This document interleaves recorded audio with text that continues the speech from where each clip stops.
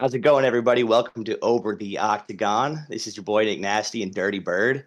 We have a special guest today, Shaun Shubert. Everybody say what up to him, man. Yo, what up? What up? What's going What up? What on? up? Thanks for having me on, guys. Hey, Absolutely. anytime, man. We see the backdrop going on there. Are you in your own gym right now? Yeah, yes, sir. Awesome. It's called is it Red Seal? Red Seal. Yeah, so I started way back when, and originally when I developed it, I thought of it kind of as an umbrella, so I called it Red Seal Martial Arts Company. And then a lot of different kind of ups and down. I was traversing different kind of roads and got into the Muay Thai scene kind of late in the road. So we can circle back, do the whole deep dive if you guys are in, whatever it is. But that's basically what it is. So I call myself Red Seal because it's short for Red Seal Martial Arts Company, which before was a big umbrella for other things more than Muay Thai, which, again, if you want to circle back, that's like a big, deep story. Hey, man. Honestly, we're here for the deep story. Circle Yeah, back. We for want to sure. definitely show the world who you are because we've watched you numerous times and we're big fans over here. So, yeah, tell us who you are. Yeah, bro. Thank you. So my name's Shaun Shubert. I'm from Boston, Massachusetts for the big scene. I'm in a small town out here. I'm about an hour south of Boston, really. And my gym's about the same, but I'm like kind of like it's spread out. So I'm traveling a lot and I've had this spot for about 13, 14 years going on. Awesome.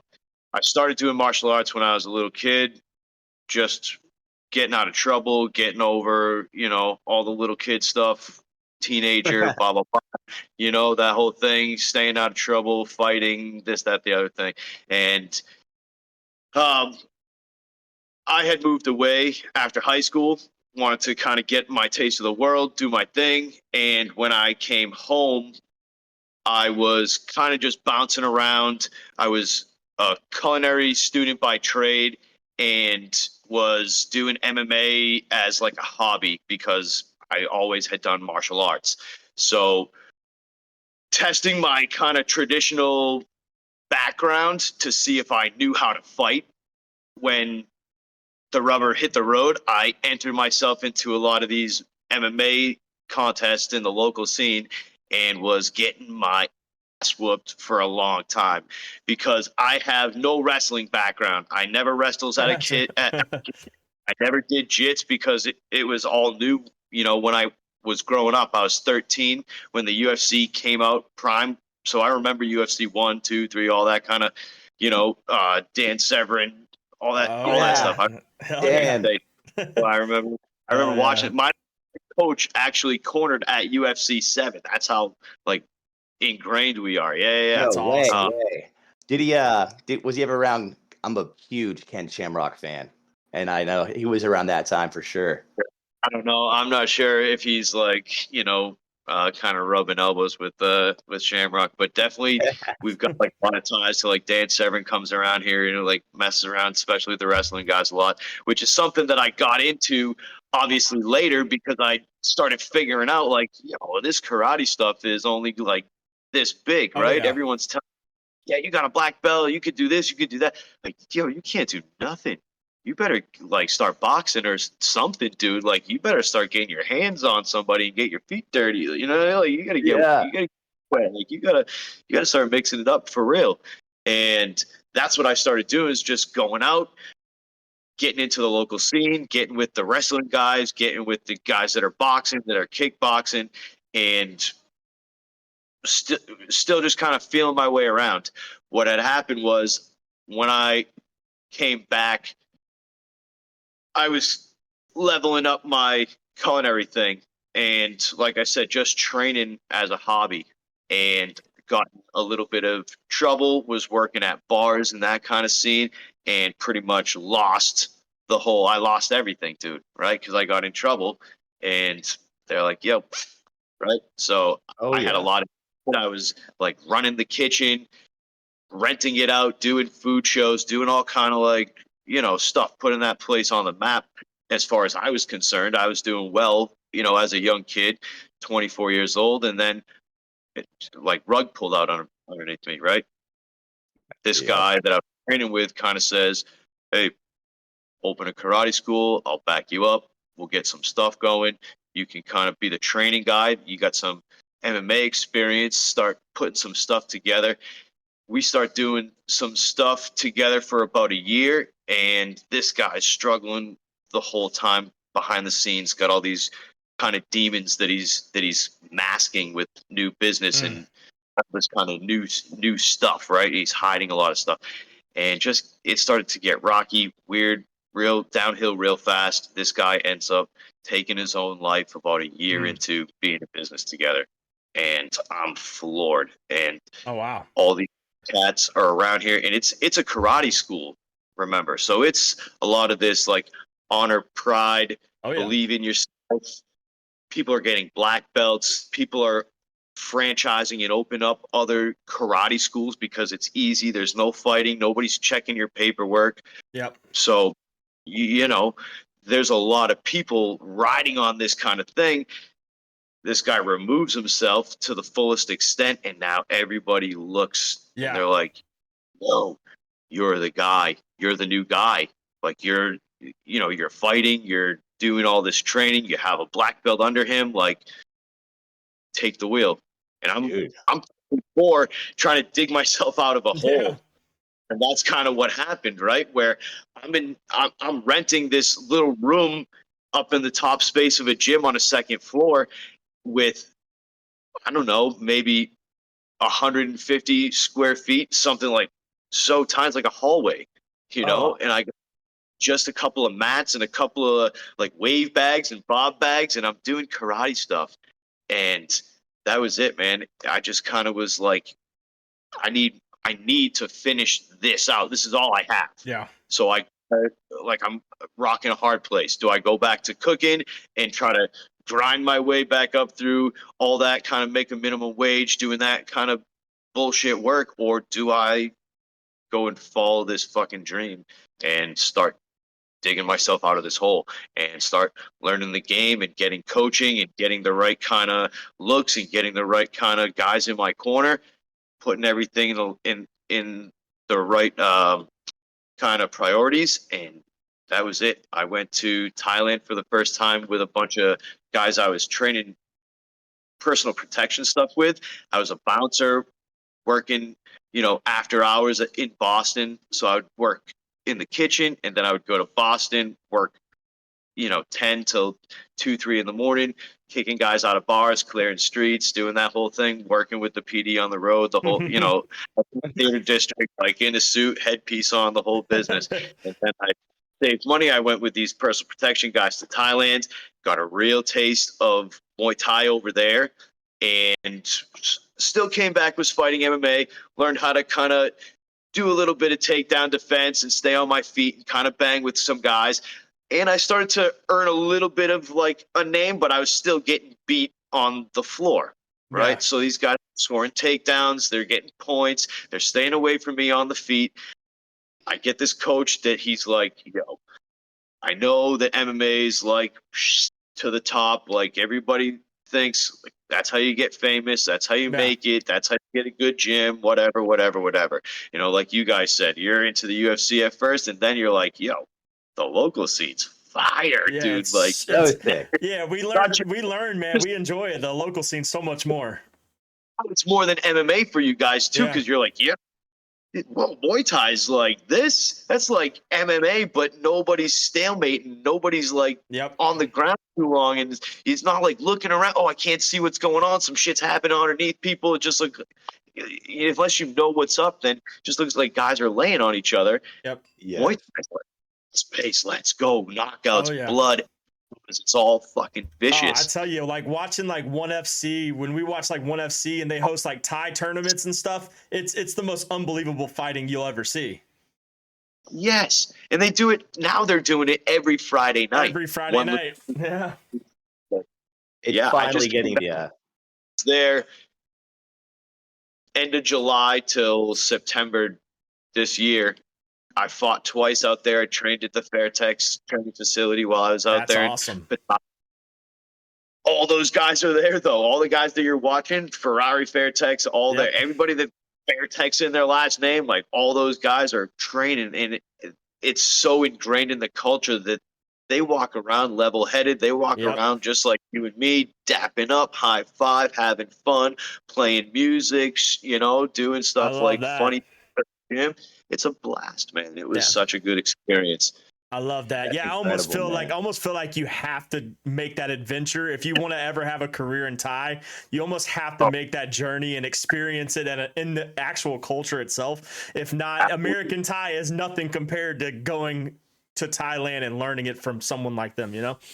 Well, 1,000%. Yeah, even guys that I was training here, because I've been fighting and training and running this gym. I've been running it as a Muay Thai gym for probably about close to 9 years now. So I started like a year of karate, and then like probably 2 years kind of like bumping around, doing a little bit of this, a little bit of that, a little bit of MMA, a little bit of personal protection, really just trying to flesh out, you know, what's good in business, what's going to sell, what's popular to people, what do they like, and what do I love, what do I have a passion for. Yep. Right. It just got to a point where I'm like, first of all, I have no business teaching people MMA, because I have no business showing anybody how to wrestle unless they want to get taken down. Yes. Love that.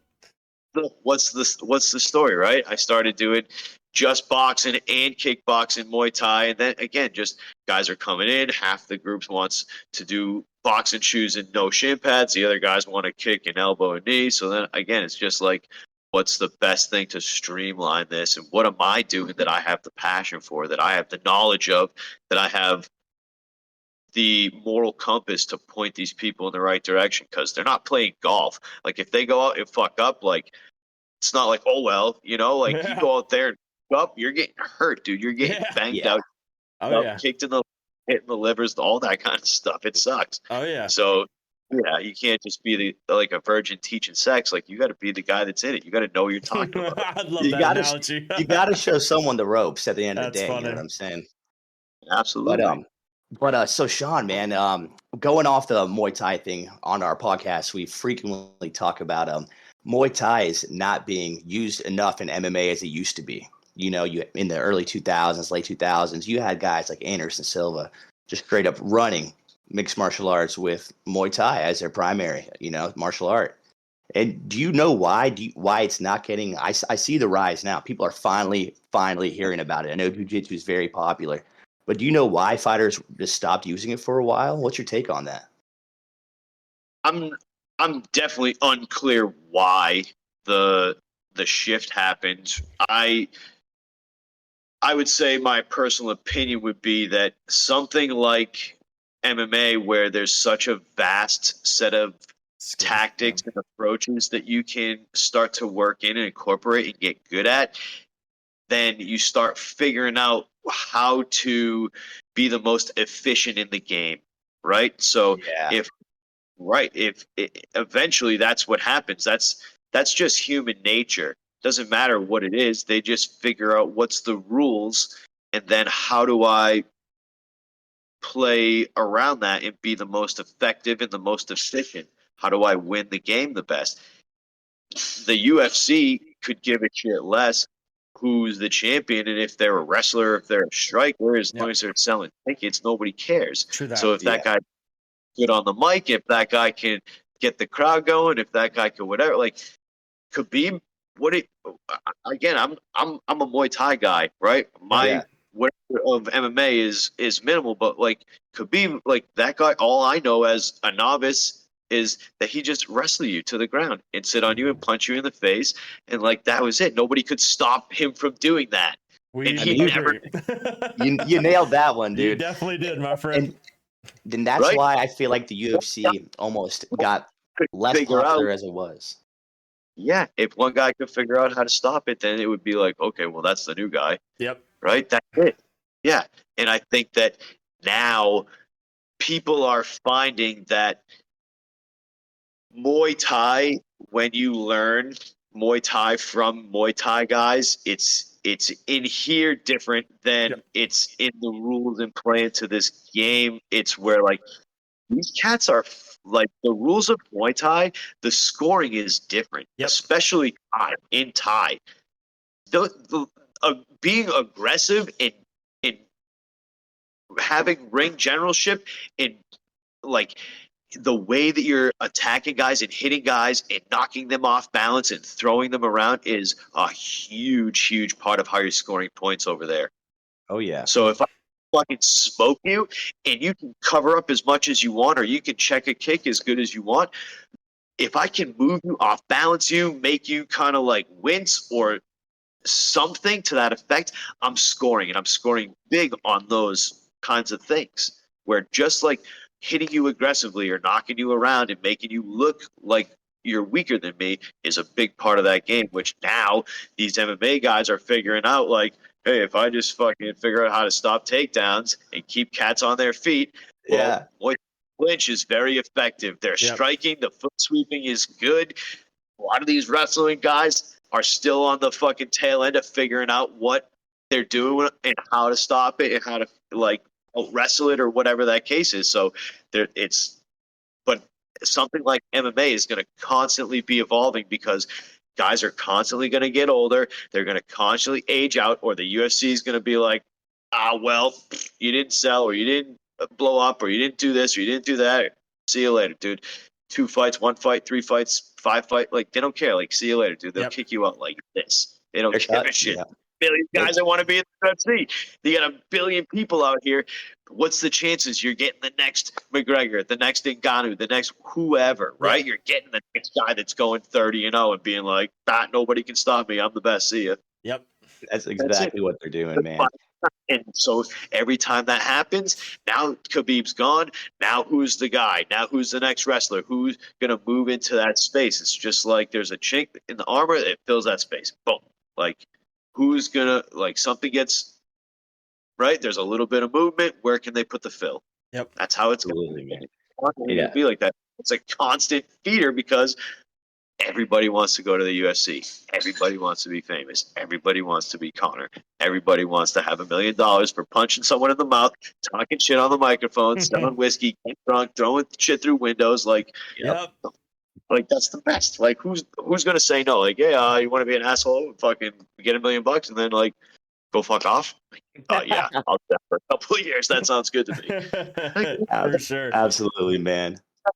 People, and they would get beat up for a fraction of the money that these guys are getting. They would just take a beating for a fraction of it. The hard part, the real hard part, is the grind. The real part is getting to where these guys got to. It's being in the gym. It's doing the fucking push-ups and doing the fucking weightlifting and doing the fucking bag work and doing the pad work and doing the drills and taking your lick-ins and doing all that kind of stuff and leveling up. That's the real stuff. Nobody wants to see you get beat up for $1 million. Facts. That's a fact. Dude. You're not wrong. You are speaking our language. You are not wrong. Anybody can do that. Yep. You could throw a 6-year-old. A 6-year-old, if they had a concept of money, like, yeah, go ahead, pump me around like a football. I'm going to be rich. No problem. Yep. No brainer. Right? It's not that. It's the fucking, that's the hard part. If somebody said, hey, work out with me every day for a week, I'll give you this money, people would be like, hell no. Work out with Mike Tyson. Go fucking to the gym with that guy. Don't fight him. Don't even fight him at the end. Just do his training camp, and we'll pay you. People would be like, out. See you later. Fuck you. I'm not in that. Fold. Guys would be folding. Right, dude. Facts. That's a fact. I agree. So,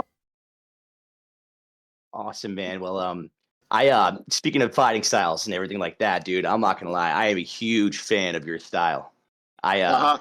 Dude, you stand and bang, and your chin is fucking great, dude. We were watching your clips, and I was sitting there. I was like, he's the kind of fighter that you can bet that he could beat anyone. You'll sit there and you will go toe to toe with anybody, and that's the most entertaining kind of fight, I think, to watch.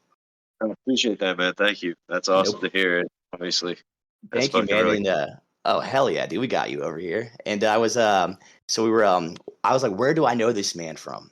And there's this clip. We're affiliated with Cage Titans a little bit. So there's this clip, and I know you said you went to culinary school, dude. You cook up that spinning back fist, bro. Yeah. You fucking cook that thing, bro. Is that one of your go-tos, man? Because I've seen it not once, not twice, numerous times. since karate, that was like spinning back kicks, spinning wheel kicks, spinning punches, spinning elbows. That's all, that karate stuff. And just, again, I have a good background in karate. It is valid to, certain extents. It's less about the activity it's 100% about the method. It's all about the approach. If you put 10 Muay Thai gyms in front of me, I'm going to guarantee you that 10 Muay Thai gyms are teaching jab, cross, hook. They're teaching how to check kicks. They're teaching knees and elbows. They're teaching roundhouse kicks. They're teaching front teeps. They're teaching all the same stuff. Yep. But how? What's the method? What's the recipe that they're putting together that makes these people 100% effective? And its rapid integration of skill. How do I get this in these people fast? That's my method. That's my whole school of thought. Love that. That's amazing, man. I can tell when you throw it, when it's gonna finish them. You turned around on that last fight I saw. You turned around, it was done, dude. Yeah. Oh, you're talking about the one at Lion Fight where I was a bloody mess. Yeah. Was it against Junior Ruby? Yeah, Junior Ruby. Yeah, you did your homework. Yeah, dude, that was a bloody mess, dude. I saw that, and I saw in the Chase Walden fight. This cat cut me with some good elbows. He was a tough dude. Well, I mean, obviously not tough enough, but he was fucking slugging it out, bro. He came out, and I don't touch gloves because I had a bad rap in MMA where I got taken down on a fucking glove touch. And I'm like, never again, right? That's the worst. I fucking hate that. That's the worst. So, I never touch gloves with anybody, ever, ever, ever. This cat puts his hand up. I give him the shake off. He just goes like this and starts fucking swinging. I'm like, yo, this cat's here, dude. He's for it. So obviously, I'm fucking giving it to him. Yo, I step into this fucking vicious elbow. Fucking hits me right here. I got a huge fucking dent. Oh, wow. Oh, wow. Yeah, and I'm like right on the middle of the forehead. I knew the ref and the doctor from being cut previously and fighting in this area a long time. And doctor's like, no blood in your eyes. Guy looks at me. He's like, you ready? And I'm like, let's fucking go. And that was it, dude. I'm like, I know I need to put this cat away because he's giving me that, like, listen, I'll let you finish this round, but like, this is not good. We just called the doctor in. Doctor said, like, you can see, like, you can fight. So, like, let's wrap it up here, buddy. And I knew it. That's it. Fucking come out flying, fucking big, fucking. I just fucking like I gotta fucking like I cat. That's it, man. Hell yeah. You went crazy, dude. You went absolutely crazy, man. I was like, dude, I could watch this all day. I love like it. that was great. Awesome, man. And you were. We did our research. You're kind of a pioneer to the small glove Muay Thai game. You are in the Massachusetts, New England area. That's kind of you. Yeah. I did the first one in Vermont. I did the first one in Massachusetts, and nobody else is really legalizing it yet. So that was it. And obviously, my background in MMA made me comfortable. That elevated with the skill that I have with the Thai boxing for so long, competing so long. Competing in Thailand. And I'm just like, oh fuck, let's send it. Oh man, I was gonna ask you. So I was gonna ask you one of your craziest things about Thailand, but dude, you competed in Thailand? That's insane. Twice out there. Wow, dude, that's incredible in its own. I mean, it shows how comfortable you are fighting over here in America because you went to war over there. Yeah, for sure. For sure. Awesome, man. So if anyone doesn't know, Shaun just retired, man, after a fucking beautiful performance, I may add, man. That thing was insane, man. And dude, you've had an insane career from the beginning of Cage Titans. Now you're at all the way where they're at now, but you were fighting well before that. And dude, it's awesome to have you on here, man. And do you have any plans for after retirement? I know you're a coach. You own your own gym. You got any good prospects over there? That's my big thing is I got a nice little stable of fighters.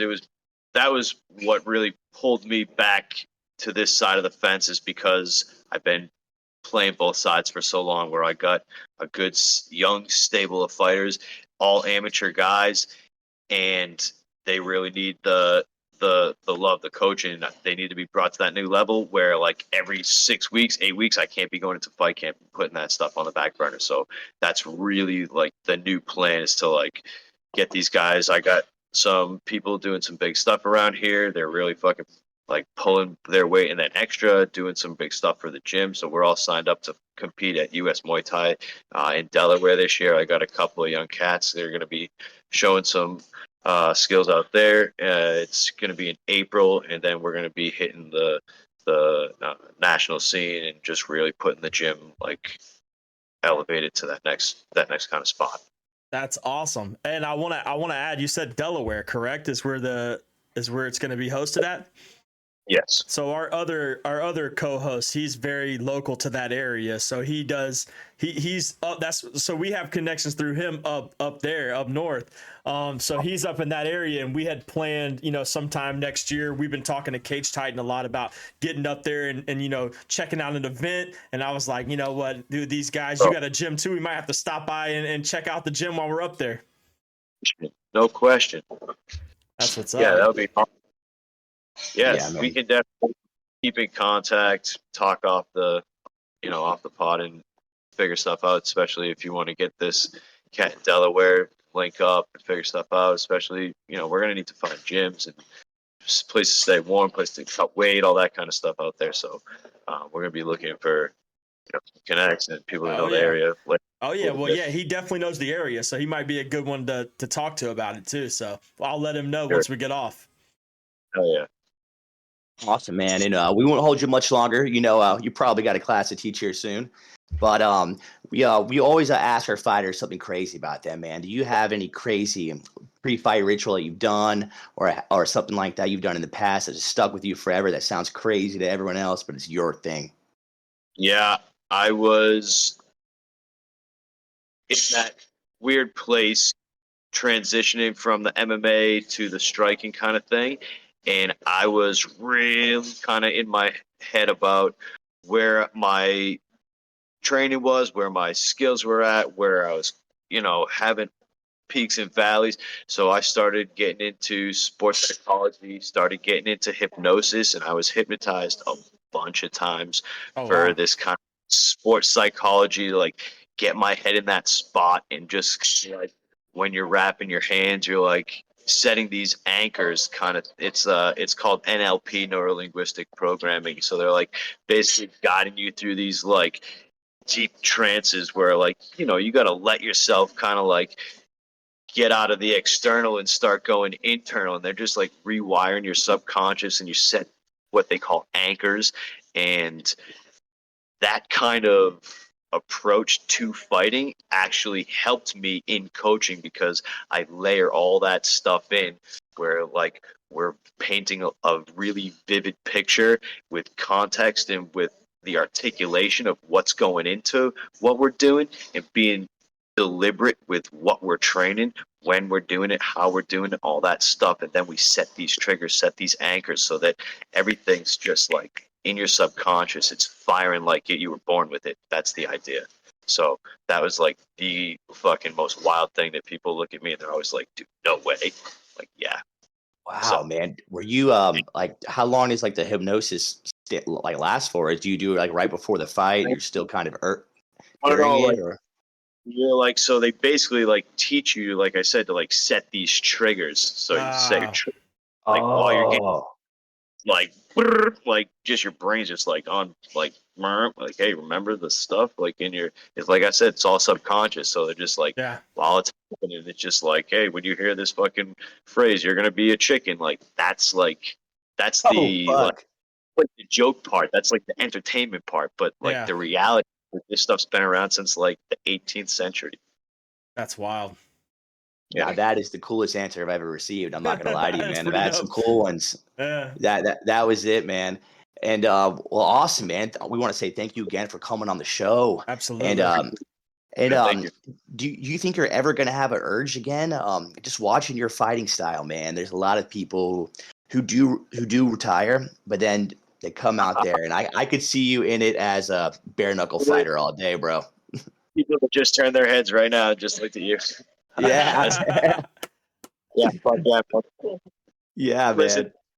The real answer is that I've climbed the mountain to high enough to see the top. When I was in Thailand, like I said, I was training with those guys that are fighting at Lumpini, fighting on one every Friday night. These cats are like the pinnacle of what it is, right? And if I was maybe 10 years younger and I had time and I, had less responsibilities and less, things kind of like holding me here, I'd move there in a heartbeat. I'd do that extra little bit of what it takes because I know from being there and fighting and working like the local level in Thailand, right? The stadiums in Thailand, that like that next step is to go to Lumpuni, and then the next step is to fight at one, and then that's it. But like I got to where I got to. I've kind of like aged out, I saw what it's going to take, and it's like I I have it in my heart to keep fighting, but I have it in my head, like I told you guys, where I know like I need to start like giving the business, the TLC, give my fighters the love that like they deserve, because they've been here for a long time. They've been like doing work and like being in fight camps with me and like doing stuff on their own, because like I'm not here. I'm fucking at fight camp. I'm doing my own shit. So like these cats have been fucking grinding on their own and doing stuff like in the gym, like it, So it's time to like to not just be there at like a baseline, but like to be there extra and to be the fucking everything and to elevate this place and like, do this kind of stuff with guys like you and like get other people out here, get other people's faces on here, like get other people. That's the next level up. That's the next goal. Awesome, man. Well, we'd love to touch base with you in the future, see how your gym is going and everything like that. And before we let you go, do you got any message to the fans who have watched throughout your career? Anything to say to them? Dude, I'm like super appreciative. I gave a 15-minute speech after I retired. Just grateful I am of this area giving me so much to be able to grow a business, support my friends and family, to give people jobs, to bring recognition to this area. It's so huge, and there's so many people holding me down inside the gym. There's so many people holding me down in my personal life, my family, and to make this possible, it's like that guy that's like, hey, I'm gonna go be a whatever, and people are like, dude, really? Right? Like I'm like, oh, I'm gonna be a pro fighter. Like, okay, dude, like real good. Yeah, good life choice. If you make it like this is the real plan. The fighting was just like some rungs in the ladder, but this is the real shit. I love it. Hell, I love that. Man. I love that. We knew you were a good fighter, and we learned you're an even better dude, man. Appreciate that, man. Thank you, sir. Yep. No problem. And that's it. All I got. Dirty Bird, you got anything else for Shaun? No, man, just thank you again. Thank you for coming on. It's like I told you before we even started the show, our main goal at first was to, let's cover UFC. But over time, we learned that our passion was elsewhere. And it was, just to venture out to these local scenes across the country and, kind of spread that message that, hey, there's guys out there that are doing this day in and day out. They live and breathe this stuff, that they don't get the recognition or credit that they deserve. And, that's what we're here for. And that's what we love, man. So we appreciate you coming on. Appreciate you, stopping by, and we love to connect with you in the future. So, yes, you guys are cool as fuck, man. It was awesome talking to you. I would love to fucking stay in touch. Hell yeah, man. Definitely, bro. Enjoy your workout or training or whatever you're about to go do, man. And we'll catch you on another time. Yes, sir. All right, Shaun. See you, man. See you, bro.